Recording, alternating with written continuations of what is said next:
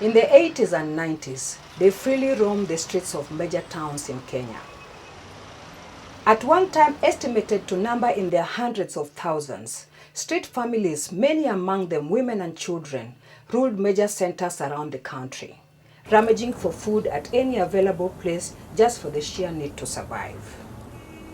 By and by, and with impunity arising from operating in the wild without too much threat from law enforcers, as it often seemed, members of these street families began to forcefully demand for handouts from other unsuspecting Kenyans going about their day-to-day chores, eking out a living to support their own families.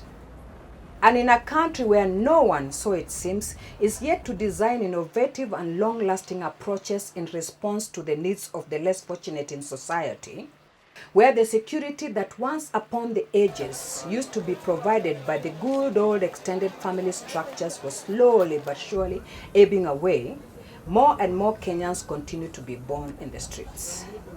For years, the street children could be spotted tugging on skirts and coats, begging, and later, all grown up and frustrated and scary, began to aggressively demand for that which wasn't really theirs. These and other reasons prompted efforts to stem the situation from getting from worse to the uncanny, with lots of money and efforts being spent. In 2003, the NARC government stepped up the game and rose to the occasion by developing an initiative, albeit a controversial one, to rehabilitate the street families. And like the calm before the storm, peace returned to many streets, with Nairobians benefiting greatly. Or so it seemed, until one day, living rooms all over the country and indeed the world were flashed with the unfortunate stories about the women victims of the young man now commonly referred to as the Naivasha vampire. An uncanny finger pointing at our amnesia towards the saying of the old and wise, it takes a village to raise a child.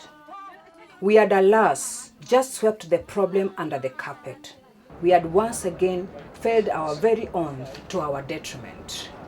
What to do now is a question that must be answered with the utmost urgency.